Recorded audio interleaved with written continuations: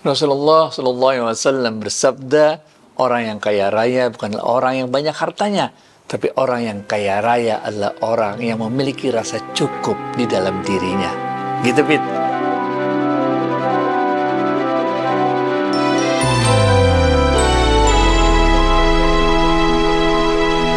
Assalamualaikum warahmatullahi wabarakatuh, sahabat Smart Skill School.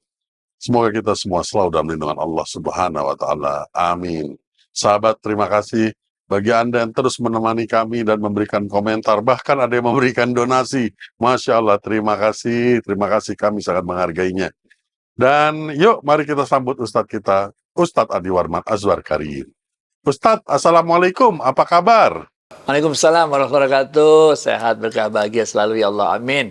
Amin, Alhamdulillah. Ustadz, berbicara mengenai kaya nih Ustadz, tentu ada batasnya. Tapi kita lihat ada orang-orang yang sudah kaya raya, tapi tetap ingin menjadi lebih kaya. Bahkan kadang mengambil yang bukan haknya loh Ustadz. Gimana nih Ustadz? Nah, ini adanya dalam kitab Tazkiratul Aulia. Waktu itu di dalam kitab Tazkiratul Aulia itu diceritakan bagaimana Imam Junaid al-Baghdadi. Imam Junaid al-Baghdadi adalah seorang ahli sufi besar dan juga seorang pedagang yang sukses. Beliau ini terkenal sebagai pedagang pecah belah. Itu piring, apa segala macam. Nah, Imam Junaid al-Baghdadi kemudian oleh seorang yang sangat kaya raya itu diberikan hadiah 500 dinar. Ketika diberikan hadiah 500 dinar itu, maka Imam Junaid al-Baghdadi bertanya pada orang tersebut, apakah engkau masih ada harta yang lain selain 500 dinar yang engkau berikan padaku ini? Kata Imam Junaid al-Baghdadi. Maka orang yang kaya raya itu mengatakan, tentu aku masih punya harta yang lain yang sangat banyak jumlahnya, katanya.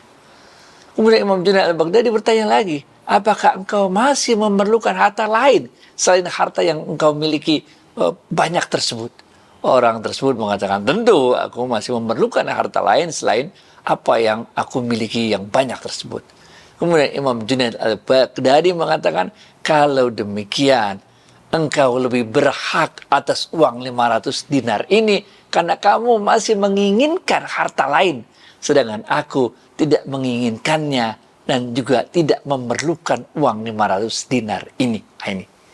Ini konsep yang disampaikan oleh Imam Junaid al-Baghdadi. Orang yang kaya raya, selama dia masih perlu lagi tambahan harta. Seberapapun kayanya dia. Tapi kalau dia masih terus merasa perlu ada tambahan lagi harta, artinya dia belum kaya raya. Nah, ini betul ya.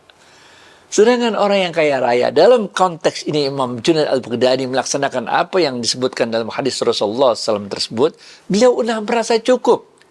Beliau adalah seorang pedagang yang kaya raya, jualan pecah belah, piring, gelas, apa segala macam. Dan ketika beliau ditawari 500 dinar, beliau mengatakan, saya tidak merasa memerlukan uang 500 dinar ini.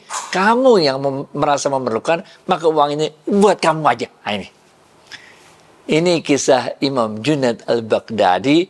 Orang yang kaya raya bukan orang yang banyak hartanya, tapi orang yang kaya raya adalah orang yang memiliki rasa cukup di dalam dirinya. Kita ambil contoh yang kedua. Imam Abu Hasan al-Ghazali. Ini juga seorang sufi besar yang kaya raya. Pakaiannya bagus, perlente, keren pokoknya dah. Sehingga orang-orang waktu itu bertanya kepada Imam Abu Hasan al-Ghazali ini. Wahai Imam, engkau adalah seorang ahli sufi. Kenapa kok tampilanmu begitu keren? Begitu kaya, ini model baju kayak apa lagi yang engkau pakai? Benar gak? Maka Imam Abu Hasan mengatakan, pakaianku ini berbicara pada kalian bahwa aku lebih kaya dari kalian, sehingga aku tidak memerlukan pemberian apapun dari kalian. Aku tidak membutuhkan dunia lagi yang kalian akan tawarkan kepada diriku. Sedangkan pakaian kalian berbicara bahwa kalian masih memerlukan dunia ini. Ini konsep dalam ilmu tasawuf. Ini konsep yang diturunkan dari hadisnya Rasulullah SAW. Dalam ilmu tasawuf, seorang itu bisa aja menjadi kaya raya. Dan pada saat yang sama, mereka itu juga memiliki kekayaan hati, yaitu selalu merasa cukup. Dalam ilmu tasawuf, seorang bisa juga tidak memiliki harta apa-apa, miskin. tapi hatinya selalu merasa cukup dalam kemiskinan itu. Itu sebabnya Imam Abu Hasan mengatakan satu rumusan yang sangat terkenal sekali, i'riflah wa kun kaifa syi'ta. Kenalilah Allah, kemudian engkau bebas mau jadi apa aja di dunia ini. Ya, ini man. Selama kita kenal dengan Allah, maka kita bebas mau jadi apa aja, mau profesi apa aja, bahwa Allah kasih kita rezeki banyak, mau Allah kasih kita rezeki sedikit, enggak penting. Yang penting kenali Allah. Ketika kita kenal dengan Allah, maka kita bebas untuk jadi apa saja. Ini sebabnya juga Imam Ibnu Athaillah mengatakan ini. Ketika engkau telah dekat dengan Allah, ketika engkau mengenal siapa itu Allah, i'riflah tadi gitu kalau istilahnya Imam Abu Hasan Az-Zazili. Kalau engkau telah mengenal Allah, maka Allah akan melipat bumi, melipat dunia untukmu, sehingga engkau melihat akhirat itu demikian dekatnya. Nah, ini. Sehingga kita melihat akhirat itu demikian dekatnya karena Allah telah melipat dunia ini. Kita udah tahu ujungnya, bentar lagi kita mati, gitu lah kira-kira. Benar gak? Sehingga kita mempersiapkan diri kita sebaik-baiknya untuk menjalani akhirat kita. Itu sebabnya juga dalam kisah-kisah tasawuf yang lain disebutkan, kalau engkau telah mengenal Allah, maka tidak ada yang tidak engkau ketahui dalam kehidupan dunia ini. Ini kisahnya kita ambil dari Ibrahim bin Adam. Ibrahim bin Adam juga seorang sufi besar. Beliau waktu itu melewati sebuah pasar, kemudian beliau melihat ada seorang yang qadarullah itu keadaannya sangat mengenaskan, nggak ada tangannya, nggak ada kakinya, matanya buta. Tapi orang-orang yang lewat kemudian memberi makanan kepada orang tersebut. Tiap kali ada orang yang memberikan rezeki pada dirinya, dia selalu mengatakan alhamdulillah atas segala nikmat luar biasa yang engkau berikan pada diriku ini. Perkataan itu menghentikan Ibrahim bin Adam. Kemudian Ibrahim bin Adam mengatakan, apa nikmat Allah yang luar biasa itu dalam keadaanmu seperti ini? Nggak ada tangan, nggak ada kaki, mata juga buta, benar?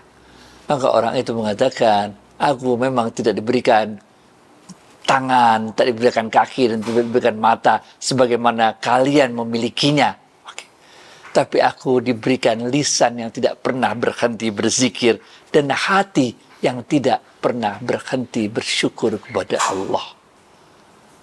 Jadi waktu Ibrahim bin Adam datang itu, beliau kan mengucapkan salam nih sebelum jawab itu ya. Dia kan tanya dulu, Assalamualaikum, Waalaikumsalam gitu kan. Dan ketika dia jawabnya, dia cuma sekedar mengatakan Waalaikumsalam, dia jawabnya Waalaikumsalam, ya Ibrahim. Sehingga Ibrahim bin Adam itu bertanya, loh kok bisa tahu saya namanya Ibrahim, padahal kita nggak pernah ketemu sebelumnya dan matamu buta. Maka orang ini mengatakan tadi kalimat yang sudah kita kutip di depan. Kalau engkau mengenal Allah, maka tidak ada yang tidak engkau ketahui dalam kehidupan ini. Ini bos. Jadi kalau kita udah ariflah, udah mengenal siapa itu Allah, udah mengenal Allah, maka Allah akan bukakan rahasia-rahasia ilmunya Allah. Sehingga kita bisa mengetahui apa-apa yang tidak diketahui oleh orang lain. Allah membukakan hijabnya sehingga kita bisa melihat bahkan akhirat yang telah dilipat, kalau dalam istilahnya Ibnu Athaillah tadi, dilipat dunia ini kepada kita sehingga kita melihat akhirat itu demikian dekatnya. Kita tidak lagi mencari harta yang berlimpah ruah di dunia ini karena kita tahu itu semua hanyalah alat untuk memenuhi kehidupan kita di dunia, alat untuk kita melakukan ibadah sebanyak-banyaknya kepada Allah, menguji kita bagaimana kita dapat mensyukuri semua yang dititipkan Allah kepada kita. Allah kasih titip banyak, alhamdulillah. Allah kasih titip dikit, alhamdulillah. Karena bagi kita sama saja banyak atau sedikit, karena kekayaan adalah orang-orang yang tidak lagi merasa memerlukan harta benda tersebut. Sedangkan orang-orang yang kaya raya, kayak apapun kaya rayanya, selama dia masih memerlukan tambahan harta, itu artinya dia belum kaya raya. Gitu, Bit. Menarik sekali Ustadz. Nah, mengenai mendekatkan diri kepada Allah ini Ustadz, coba ingatkan kembali kami ya Ustadz. Ya, memang ini kan udah kita bahas juga. Ada 4 tingkatan yakin. Ini harus dilatih. Nggak bisa cuma pakai ilmu-ilmu, dengar-dengar YouTube, dengar-dengar ceramah, nggak bisa. Karena tingkatan yakin itu ada 4. Tingkatan yakin yang paling rendah, yang namanya ilmu yakin, yaitu keyakinan yang muncul dari ilmu yang kita peroleh. Baik dari baca Quran, baik dari baca hadis, baik dari dengar-dengar ceramah, itu semua adalah yakin. Tapi yakin tingkat yang paling rendah, yaitu ilmu yakin. Keyakinan yang muncul dari ilmu yang kita peroleh. Yakin yang tingkat kedua namanya ainul yakin, yaitu ketika kita telah melihat apa-apa ilmu yang kita pelajari itu benar-benar kita lihat dengan mata kita sendiri, maka naiklah keyakinan kita menjadi ainul yakin. Kemudian tingkat yakin yang ketiga yang disebut sebagai hakul yakin, ketika kita bukan sekedar melihat, tapi kita sendiri mengalami keajaiban-keajaiban itu, maunah-maunah itu, karomah-karomah itu terjadi pada diri kita. Bagaimana Allah dengan kuasanya melepaskan kita dari berbagai kesulitan. Bagaimana Allah dengan maha kuasanya memberikan kita rezeki persis apa yang kita butuhkan pada saat yang tepat. Nah ini, ketika kita masuk kepada hakul yakin, kita sendiri menjadi pelaku yang mengalami berbagai kebesaran Allah itu terjadi pada diri kita. Dan yang keempat, tingkat yang keempat, yakin yang keempat yang kita sebut dengan kamalul yakin, yaitu keyakinan yang sempurna, yaitu ketika kita telah mengalami hakul yakin berulang kali sehingga kita tidak merasa ragu sedikit pun akan datangnya pertolongan Allah. Nabi Musa alaihissalam nggak pernah tahu kalau dia ketokin itu tongkat laut merah bakal kebuka. Bahkan nggak pernah setelah itu beliau coba-coba ketok-ketok lagi laut merah kebuka, nggak pernah. Bagaimana kakeknya Rasulullah SAW nggak pernah tahu bahwa Allah akan mengirimkan burung ababil ketika Ka'bah mau diruntuhkan. Habis itu nggak pernah kejadian lagi. Ini yang kita sebut dengan kamalul yakin, keyakinan yang sempurna akan datangnya pertolongan Allah pada saat yang tepat sesuai yang dibutuhkan oleh kita. Gitu, Fit.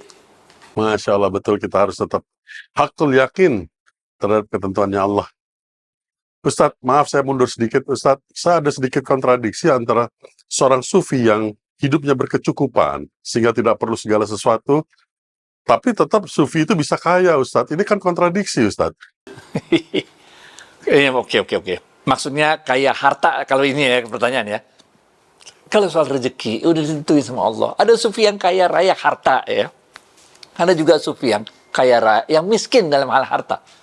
Jadi dalam ilmu tasawuf, kekayaan itu tidak diukur oleh harta, karena yang urusan itu sudah ditetapkan oleh Allah ketika kita masih berbentuk janin dalam rahim ibu kita. Yang diminta bagi kita, yang diminta oleh Allah bagi kita, bukanlah bagaimana kita jadi orang yang kaya raya, lalu banyak berderma, banyak sodakoh kepada orang, bukan.